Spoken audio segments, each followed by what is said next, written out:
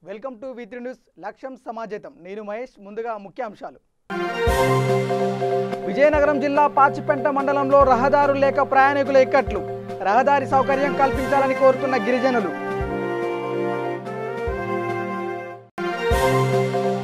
కొవ్వూరులో వైఎస్ఆర్ జీవిత చరిత్ర పుస్తకాన్ని ఆవిష్కరించిన మంత్రి. మహానేత వైఎస్ఆర్ ఆశయ సాధనకు జగన్ కృషి చేస్తున్నారన్న Taneti Vanitha. Srisailam MLA corona positive. తనను పరామర్శించడానికి ఎవరు రావద్దని తెలిపిన శిల్పా చక్రపాణి రెడ్డి.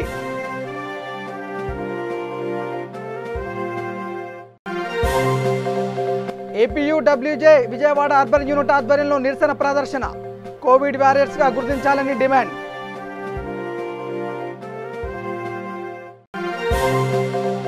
నారాయణపేట జిల్లా మక్తల్ పట్టణంలో హరితహారం. సీడ్స్ వెదజల్లిన ఎమ్మెల్యే చిట్టం రామ్మోహన్ రెడ్డి.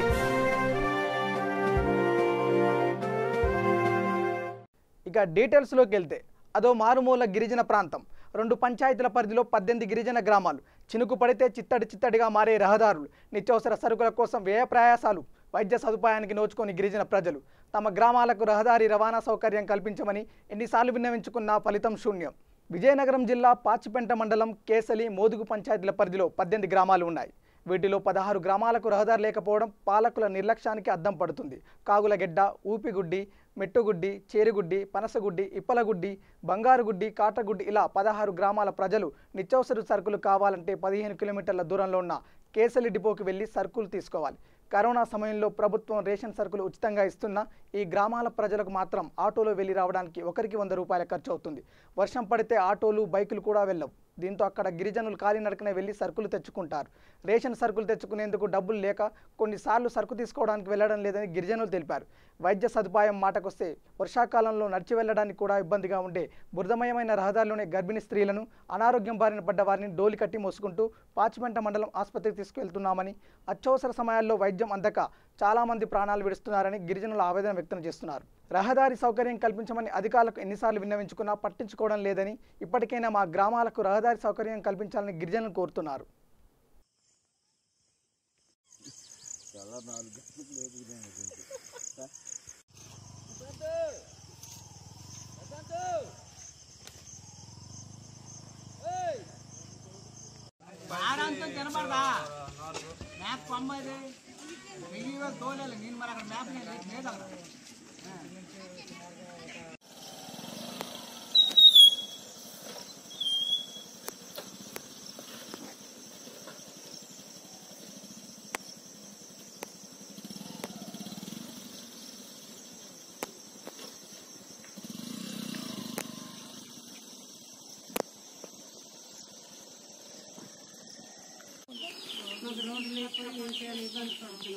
ఏదైనా ఎక్కడెక్కడ సరుకు తీసుకున్నా అవన్నీ ఫోన్ చెప్తాను.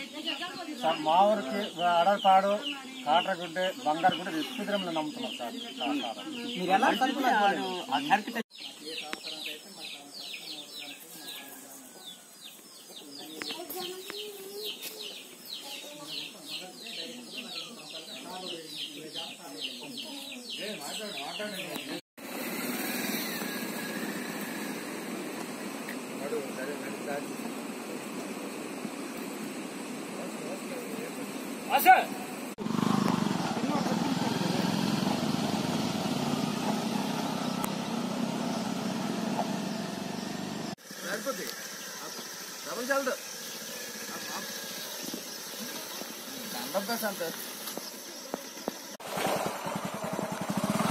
పశ్చిమ గోదావరి జిల్లా కొవ్వూరులో మంత్రి తానేటి వనిత వైఎస్ఆర్ జీవిత చరిత్ర పుస్తకాన్ని ఆవిష్కరించారు. దివంగత మహానేత వైఎస్ఆర్ ఆశయ సాధనకు జగన్ కృషి చేస్తున్నారని చెప్పారు.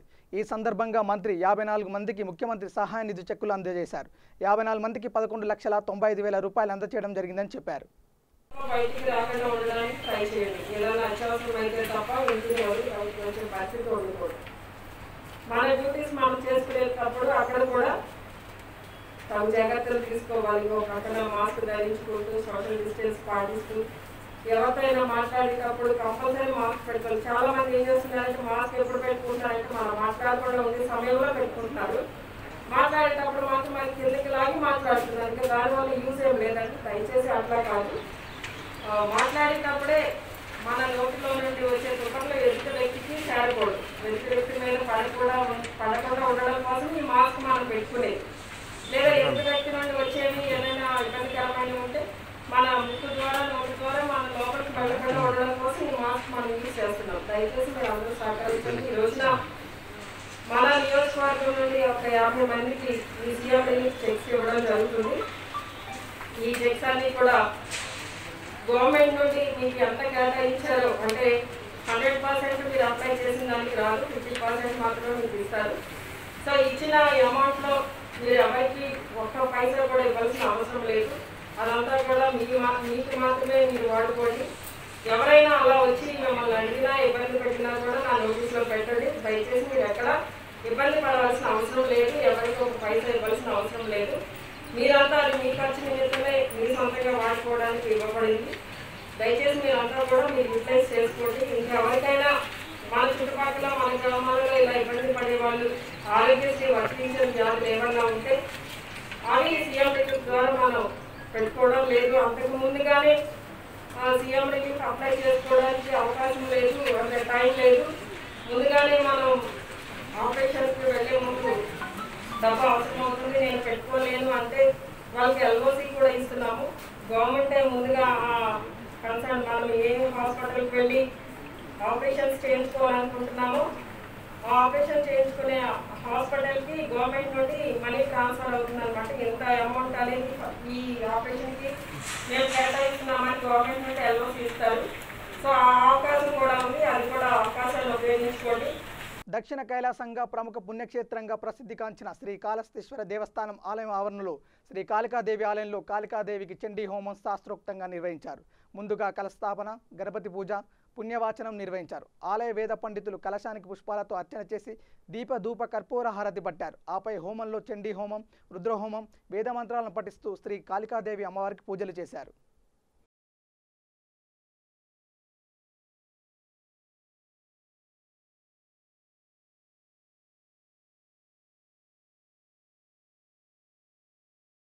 కరోనా లక్షణాలతో కర్నూలు ప్రభుత్వ ఆసుపత్రిలో చేరిన ఓ వృద్ధుడి పట్ల ఆసుపత్రి సిబ్బంది నిర్లక్ష్యం వహించారు. ఆసుపత్రిలో చేరిన వ్యక్తిని ఎక్స్రే కోసం బయటికి పంపడంతో రోగి బంధువులు స్ట్రక్చర్పై రోడ్డుపై 1/2 కిలోమీటర్ మేర తీసుకెళ్లారు. కరోనా సమయంలో అందరూ ఇంటికే పరిమితం కావాలని అధికారులు చెబుతుంటే అనారోగ్యంతో ఉండి ఆసుపత్రిలో చేరిన వృద్ధుడిని ఎక్స్రే కోసం బయటికి పంపడంతో స్థానికులు భయాందోళనకు గురయ్యారు. కర్నూలు ప్రభుత్వ ఆసుపత్రికి రాయలసీమ జిల్లాలతో పాటు తెలంగాణ రాష్ట్రం నుంచి కూడా చికిత్స కోసం వస్తుంటారు. ఆసుపత్రిని రాష్ట్ర కోవిడ్ ఆసుపత్రిగా మార్చడంతో ఇతర వ్యాధితో బాధపడుతున్న వారికి ప్రధాన ఆసుపత్రి పక్కనే ఉన్న కంటి ఆసుపత్రిలో చికిత్స చేస్తున్నారు. ఈ క్రమంలో అక్కడ వైద్య పరికరాల కొరత ఉండడంతో రోగులను వివిధ వైద్య పరీక్షల కోసం ఆసుపత్రి నుంచి బయటికి పంపుతున్నారు. వైద్య పరీక్షల కోసం బయటికి తీసుకువెళ్లే వారిని అంబులెన్స్లో తలిస్తే బాగుంటుందని స్థానికులు కోరుకుంటున్నారు.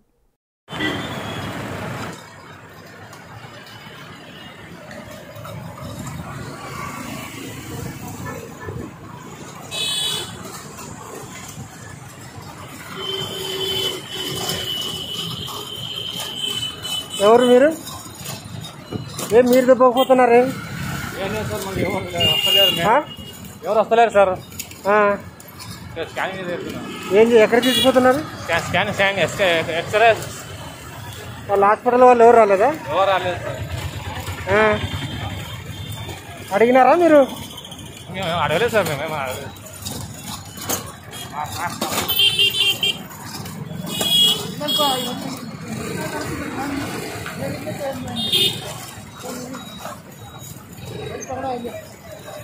ఏ ఊరు మీది? మీది ఏ ఊరు? నారాయణపేట జిల్లా మక్తల్ పట్టణంలో భీమా స్టేజ్ 2 పంప్ హౌస్ దగ్గర హరితహార కార్యక్రమంలో ఎమ్మెల్యే చిట్టన్ రామ్మోహన్ రెడ్డి అటవీ సీడ్ బాల్స్ను వెదజల్లారు. ఎమ్మెల్యే రామ్మోహన్ రెడ్డి మాట్లాడుతూ ఈ సీడ్స్ చల్లడం వల్ల అడవి పచ్చదనంగా మారుతుందని, ఈ సీడ్ బాల్స్ను తయారు చేసిన స్వయం సహాయక మహిళా సంఘాలకు కృతజ్ఞతలు తెలియజేశారు. ఈ కార్యక్రమంలో market chairman Rajesh Goud, Maipal Reddy, Ravishankar Reddy, Rajamahender Reddy, MPTC Yellareddy, Netaj Reddy, Eshwar Yadav తదితరులు పాల్గొన్నారు.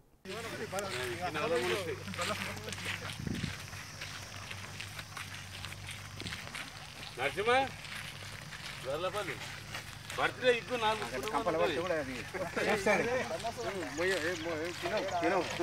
కంపలకి ఇచ్చాను 5-6 ఇష్టం దానికి తీసి మనకు చెప్తాడు.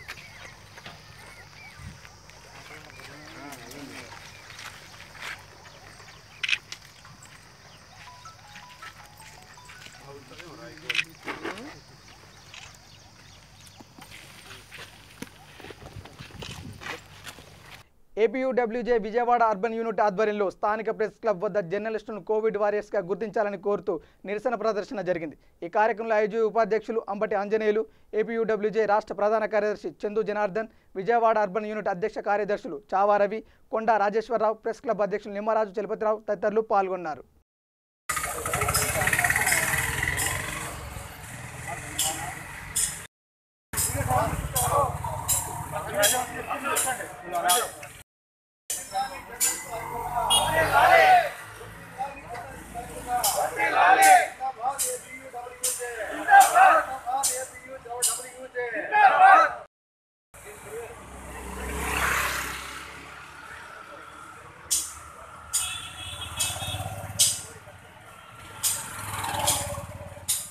శ్రీకాళహస్తీశ్వర ఆలయంలో విధులు నిర్వహించే ఓ వేద పండితుడు కరోనా బారిన పడ్డాడు.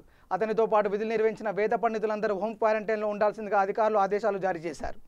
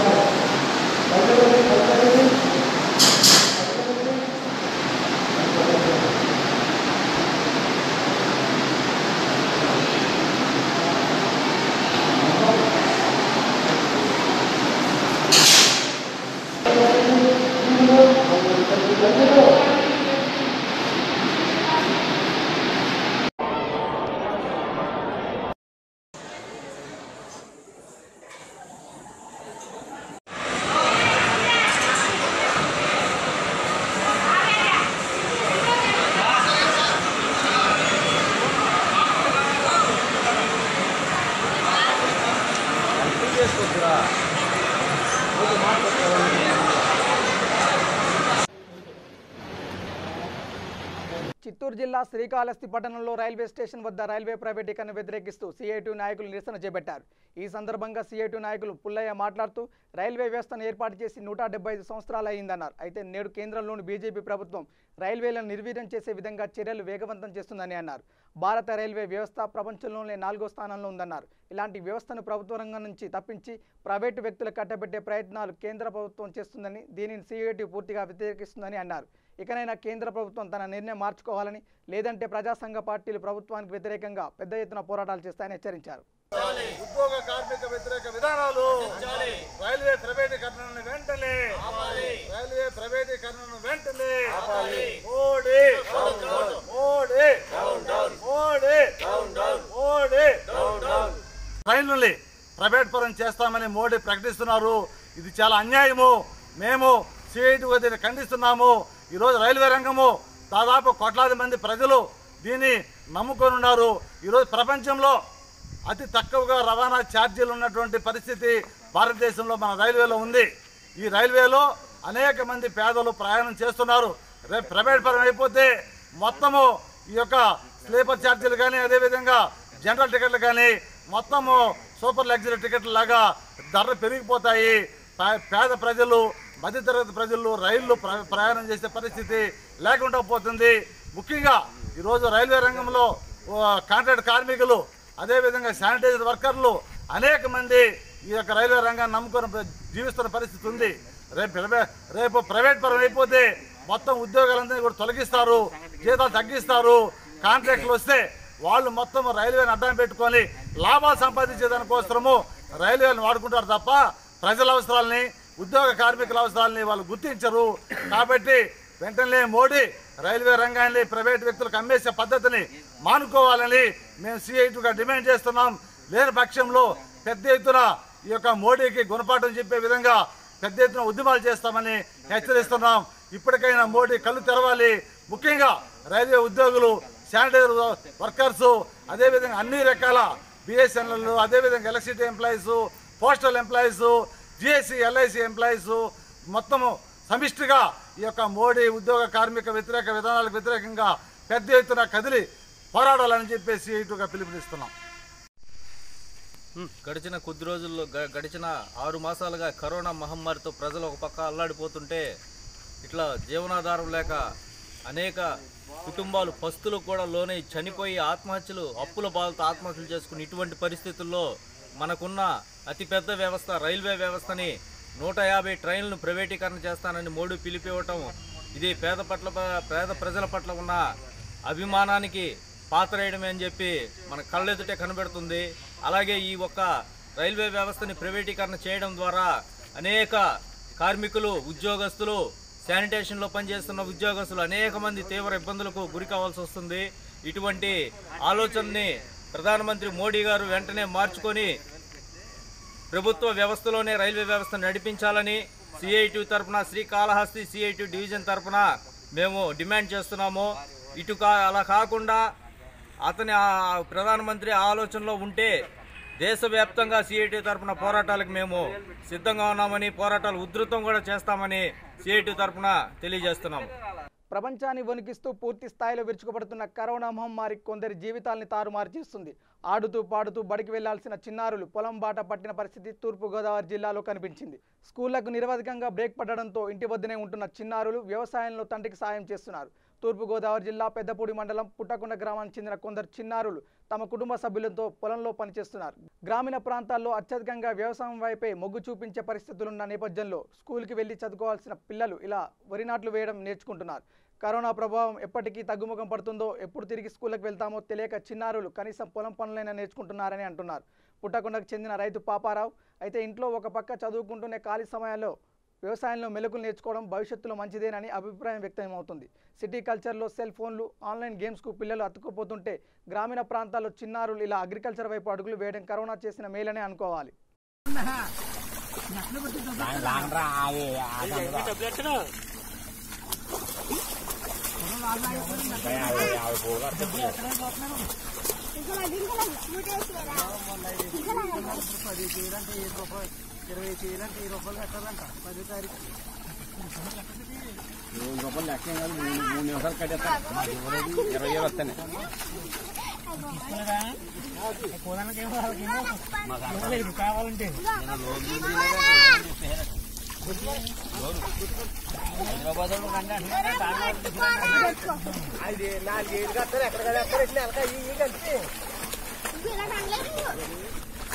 కట్టేమ్మా కట్టేస్తున్నాడు ఆయన కట్ట చూడు.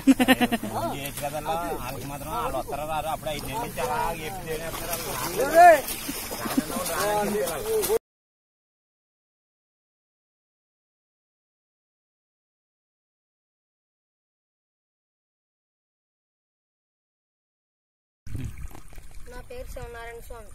మాది పుట్టకొండ, పెదపూడి మండలం, తూర్పుగోదావరి జిల్లా. ఈ కరోనా వల్ల స్కూలు లేక ఈ 1 గంట చదువుకుని చేలో పెద్దలకి సాయం చేసినట్టు అవుతుందని ఈ ఆకుతీత ఊడ్పు నేర్చుకుంటున్నాం. పుట్టపూడి మండలం పుట్టకొండ. నాకు 2 అబ్బాయిలు, ప్రదీపు, సందీపు. నేను ఈ పిల్లలకి కరోనా టైం గురించి స్కూల్ లేక 1 గంట చదువుని చెప్తూ పొలం తీసుకొచ్చి ఆగిదీత ఊడిపు ఎలా ఊడ్చాలి, చేలో పని ఎలా చేయాలని అందరినీ, మా అన్నయ్య గారి అబ్బాయిల్ని, మా ఊళ్ళిద్దరిని తీసుకొచ్చి చేలో పని నేర్పుతున్నాను. ఈ కరోనా గురించి ఇంటికాడ వాళ్ళకి ఏమి చేయాలో తెలియక 1 గంట చదువుని చెప్తూ ఇలా తీసుకొస్తున్నాను. పొలం పనులు అన్నీ నేర్పుకుంటున్నాను. నాగాయలంక కరోనా ప్రభావిత ప్రాంతంగా అనుమానిస్తున్న ఏరియాలో పరిస్థితి స్వయంగా పరిశీలించారు ఎమ్మెల్యే సింహాద్రి రమేష్ బాబు. నాగాయలంకలో వస్త్ర దుకాణం నిర్వహిస్తున్న ఒకే కుటుంబానికి చెందిన 3 వ్యక్తులకు ర్యాపిడ్ టెస్టులో కరోనా వైరస్ పాజిటివ్గా గుర్తించిన నేపథ్యంలో అవనిగడ్డ ఎమ్మెల్యే సింహాద్రి రమేష్ బాబు ఊటాఊటిన నాగాయలంక చేరుకొని పరిస్థితి సమీక్షించారు. దుకాణం ఉన్న ప్రాంతం మరియు 7వ వార్డులోని వారి నివాస పరిసరాలను ఆయన Avanigadda CI B Bheemeswararao, Ravikumar, EO RDO P Sailaja కుమార్తో కలిసి పరిశీలించారు. ఆ కుటుంబంతో ప్రైమరీ కాంటాక్ట్లో ఉన్న వ్యక్తులను గుర్తించి వారికి కూడా టెస్టులు చేయడానికి ఏర్పాట్లు చేయాలని సూచించారు.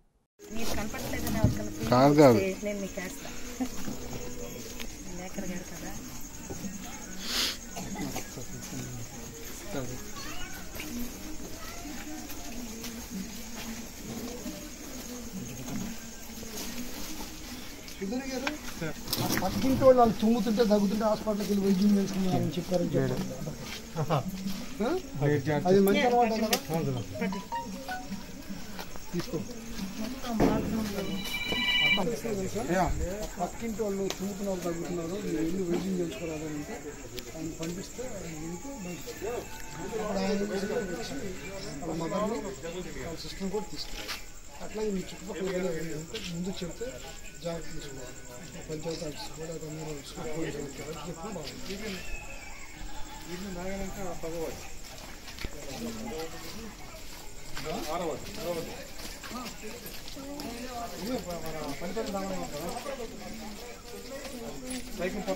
కరోనా కట్టడికై నారాయణపేట జిల్లా మద్దూరు మండల కేంద్రంలో వచ్చే నెల 6వ తేదీ వరకు లాక్డౌన్ అమలు చేస్తున్నారు. ఉదయం 6 గంటల నుండి మధ్యాహ్నం 1 గంటల వరకు మాత్రమే వ్యాపార సంస్థలు తెరవాలని గ్రామ పంచాయతీల అధికారులు జారీ చేశారు. దీంతో దుకాణాలు మూతపడ్డాయి.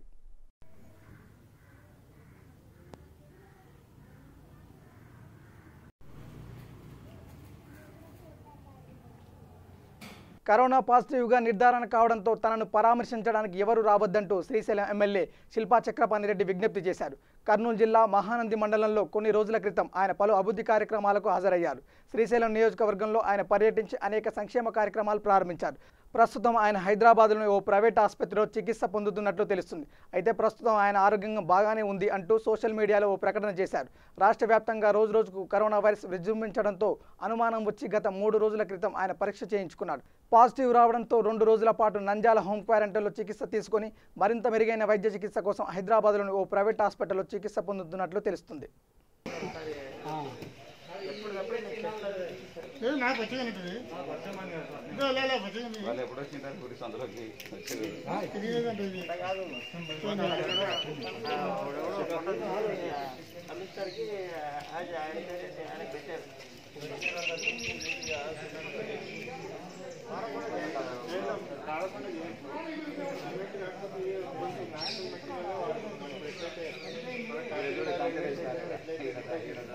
అంటే ఎక్స్ట్రా ఖర్చు లేకుండా కారకూడదు మామూలు డబ్బులు తీసుకొని చేస్తే నీకు మనం అట్లా వెళ్తామా అట్లా వెళ్ళాలి సార్. అక్కడ మనం సైడ్ ఈ సాలు మండపాలు స్టోన్ మండపాలు వస్తున్నాయి.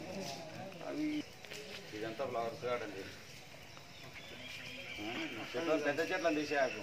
ఏ చెట్టుకి ఆ చెట్టు కొంచెం అరుగు మాదిరి కట్టించి పెట్టి జనాలు కూర్చునేటట్టుగా అంతే అంతే అంతే అంతే అవే పెద్దవి అవుతాయి. ఇప్పుడు ఇవి కూడా ఏవైతే ఉన్నాయో దీనిలో కూడా మొత్తం పూజ చేయడం ఇది గో ప్రదక్షిణ కోసం ఇది ఈ చేస్తాడు అక్కడ బయట ఇక్కడ పూజ కోట ఒక పూజ ఇదంతా ఫ్లవర్ గార్డెన్ బాగా చేసేసి కొంచెం వెదుర్లతో స్టెప్పులు తీసుకోండి. ఏ లెవెల్కి ఆ లెవెల్ ఆయన ఇక్కడే పెట్టమంటారు. అయ్యగారు చెప్తారు గోశాల ఉంది అని తెలియాలంటే కళ్ళెదురం కనపడితే ఎవరైనా అక్కడ పోయి పూజ చేసుకుంటారు తప్ప నువ్వు ఆనందం మూలంది అంటే ఎవరు పోతారు.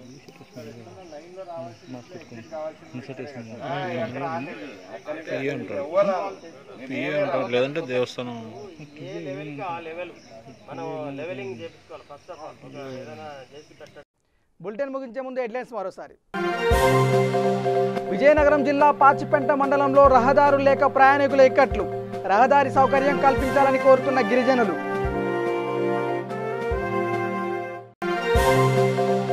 కొవ్వూరులో వైఎస్ఆర్ జీవిత చరిత్ర పుస్తకాన్ని ఆవిష్కరించిన మంత్రి. మహానేత వైఎస్ఆర్ ఆశయ సాధనకు జగన్ కృషి చేస్తున్నారన్న Taneti Vanitha. Srisailam MLA corona positive. తనను పరామర్శించడానికి ఎవరూ రావద్దని తెలిపిన శిల్పా చక్రపాణిరెడ్డి.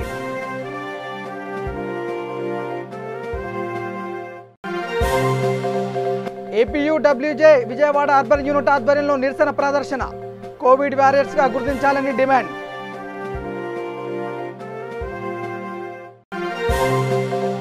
నారాయణపేట జిల్లా మక్తల్ పట్టణంలో హరితహారం. సీడ్స్ వెదజల్లిన ఎమ్మెల్యే చిట్టం రామ్మోహన్ రెడ్డి.